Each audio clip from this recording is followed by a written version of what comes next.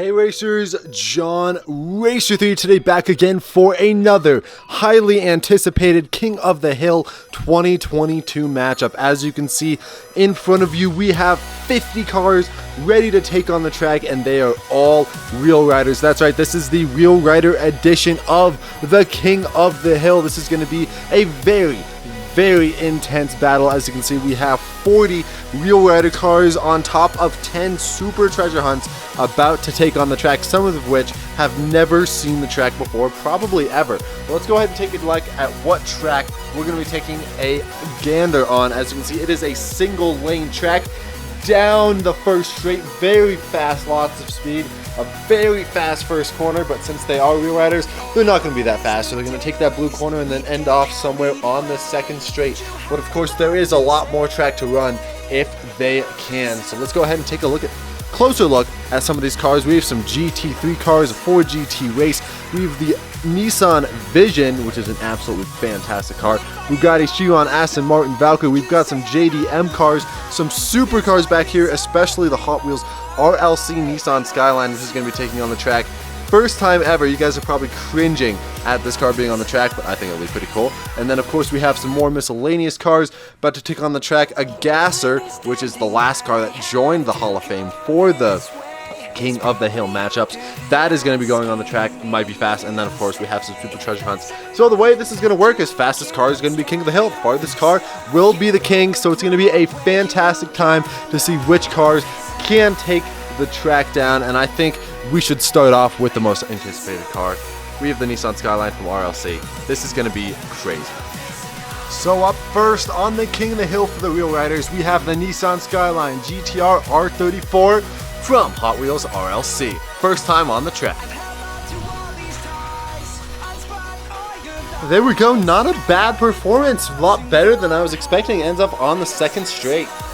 The first time you've probably ever seen an RLC car race on the track. Skyline performing pretty well. Next up on the track we have a Forza Chevy Camaro. Chevy Camaro pretty slow around that bend, end up on the second straight. Not as fast as the Skyline. Next up is the Doctor Strange Lamborghini Huracan. Doctor Strange Lamborghini Huracan, can it carry the speed? No, it ends off abruptly on the second straight. I have a feeling this Nissan's going to be hard to beat. Next up is the Gran Turismo Nissan GTR. The GTR, a little faster than the last car, but not fast enough. Still though, good looking Nissan GTR. Next up is the BMW M3. The M3 ends off right there. As you can see where the table ends, a lot of cars are ending off here. These cars might not be fast, but man, they look good. Next up is a Forza Lamborghini Gallardo Superleggera. Oh, and the Superleggera doesn't even make it, lands on the Forza box. How fitting. Next up we got a lime green Lamborghini Huracan. Not bad for the Lamborghini Huracan. I mean, it was pretty bad. It wasn't better than the GTR, so I guess it wasn't that great. Next up is the Aston Martin DB10. The DB10 barely makes it around the corner, not fast enough. Next up is the Koenigsegg Agera. The Agera fast down that straight, but loses all the speed in the corner. Unfortunate. Next up on the track is the Lykan Hypersport. The Lykan is fast, carrying some speed. That's the fastest car we've seen, but not fast enough to beat the GTR. Fast and furious, but not fast enough. Speaking of fast and furious, we have the Toyota Supra. The Supra, not that fast either. Next up, we have an Acura NSX. Oh, the NSX seems fast. Can it carry the speed? Does not look like it. A good attempt for the NSX, but not good enough. Next up, we got the Toyota Supra. The Supra not fast at all, not even going to get around the blue corner. Very disappointing for the Toyota. Next up we got a Nissan Silvia. The Silvia's pretty quick but not fast enough. Next up we have another Nissan GTR. This could dethrone it. Let's try that one again. I'm sure me just dropping all these cars is very painful to watch, but I promise this car is going to be fast. The GTR, not enough speed down that straight. You know, after that performance, I'm going to start to think that this GTR cannot be beat. Next up is a wide body Subaru BRZ. The BRZ falls on the Forza box. Unfortunate. Next up, we have a Honda S2000. The S2000 makes it around the blue corner, and I guess that's all you can really ask for. Next up is a Nissan 180 SX. The 180 SX, not fast enough. This seems to be where all of the real riders are ending though. Interesting. Next up is a Fast and Furious Nissan Skyline. The Skyline though, not very fast, gonna end off on the second straight.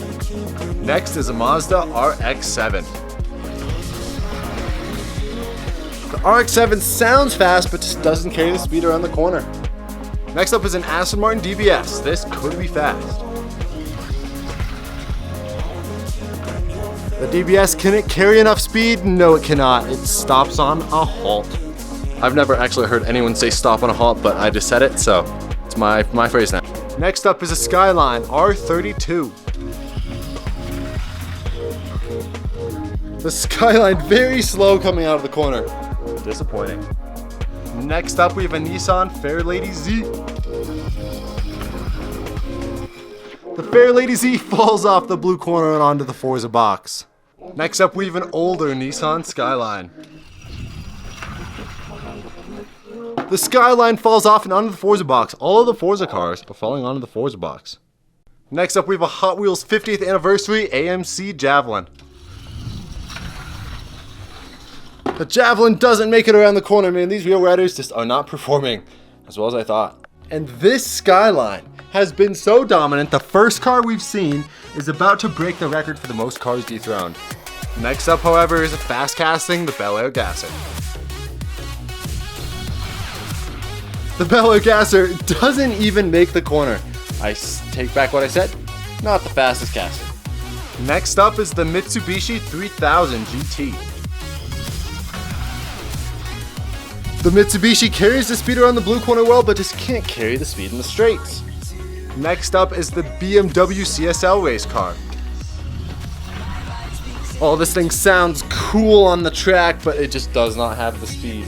But it does win in style points. Next up is a 2016 Subaru WRX. The WRX makes it around the corner, but it's not going to be enough. And next up we have car number 30, the 2018 Ford Mustang. There goes the Ford Mustang, one of the faster cars we've seen, but not fast enough. Next up on the track is a McLaren P1. The P1 slow around the corner, not going to perform very well. Next up is the Bugatti Chiron, and if this performs poorly, the Nissan's gonna tie the record for the most cars defeated in a King of the Hill. Oh, a bad run for the Bugatti. Those back wheels were just too thick on the Bugatti. This is for the record. The Aston Martin Valkyrie tries to take the win. The Valkyrie's got the speed. Does it have what it takes? It does not look like it. The Aston Martin Valkyrie does not have the speed to beat out the Nissan. The Nissan now has the record for the most cars dethroned in a King of the Hill. Now this might happen after the tournament. If the Nissan gets dethroned, well, here's the rules. The current record holder for the most cars dethroned in the King of the Hill was the McLaren F1 with 30 cars. This Nissan GTR now has 31. If the Nissan GTR, however, wins this tournament, the McLaren will still hold the record. Well, he won't have the record, but he'll still be in the tournament because the Nissan GTR got in just out of pure speed. But if the Nissan GTR gets dethroned, then the GTR is going to race this McLaren on this track to see if the record can still be held. If that makes sense. I know it's a goofy record, but this is just to ensure that all cars are competitive in the final race. The GTR will still have the record if he gets dethroned, but in order to make it competitive, you'll have to race the current record holder. Or the past record holder, if that makes sense. Next up is the Nissan Vision 2020 concept. The Vision doesn't make it around the corner, very unfortunate. Next up is the Forza Pagani Huayra. The Pagani Fast Run. Does he have what it takes? It does not look like it. Even cars like the Pagani that are fast and can make it to the corner, I don't know if they can make it around the corner as far as this GTR did. It's gonna be close. But if any cars have a shot at taking the throne, it's these one. Next up, the McLaren Senna.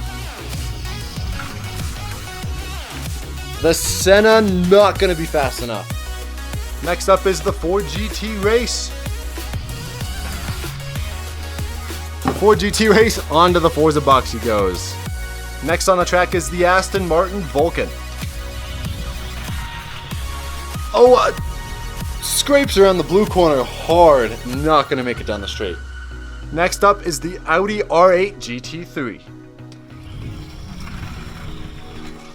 The Audi R8 carries a decent amount of speed, gets on the second half of this straight, but not fast enough. And next up, we have an Acura NSX GT3. The NSX scraping along that corner, not fast enough. That corner destroys a lot of these cars. Up next now are the Super Treasure Hunts. These Real Riders are a little different than all of these. These were super heavy and clunky. These ones are going to be a little lighter and are going to give the GTR a run for its money. So far, the GTR has dethroned 39 cars, and this will be 40 if the Tesla Roadster can't take them down. We cancel the race for a little bit for track repairs. Now that the track's repaired, let's give the Tesla one more shot. And the Tesla, no speed at all. Thus makes 40 cars dethroned, and not faster than the Nissan. Next up is the Audi RS6 Avant. The RS6 Avant, fast, not fast enough. Next up we have a Chevy Camaro. Oh, it slams into the wall. We'll give the Corvette, whoa, can't talk, Camaro gets another shot. Take two. And falls under the Forza box, unfortunate. Next up is the Lamborghini Aventador. The Aventador, not fast. Will this be a sweep? By the GTR, this would be unheard of. Next up is the Audi Sport Quattro. Audi Sport Quattro does not have what it takes. Next up is the Lamborghini Aventador J. Aventador J, one of the slower cars we've seen, barely makes it to the corner. Next up is the Ford Escort. Oh, and the Ford Escort squeezes in the wall. We'll try that again. Take two for the Ford. The Ford goes around the corner, not fast enough. Next up is the Hot Wheels Ford Mustang. Oh, the Mustang, not a lot of speed. It's getting close. It is coming down to the wire to beat that GTR. We've got two cars left, the Lamborghini Sesto Elemento and the Ford GTX. We're gonna do the Sesto Elemento because the Ford GTX might have what it takes to take down the GTR. But next up we have the Lamborghini Sesto Elemento. The Sesto, not fast enough, is gonna fall onto the box. It all comes down to this. We have one more car, otherwise that GTR is home free. And it's the Ford GTX. This thing is very fast. It's got big wheels and it's got a lot of speed. Let's go ahead and see if the GTR can hold it or not. Let's take a look and see what happens in 3, 2, 1. Oh, and it is an awful crash for the Ford. We'll give him another go. Lots of wrecks today. Can this be what it takes? I was mistaken. The Ford does not have what it takes, and that is our first ever sweep of the King of the Hill. An unbelievable performance for the OLC Nissan Skyline. And you know what that means? The Skyline's gonna be racing again. That's right. The Skyline has moved on to the Tournament of Champions.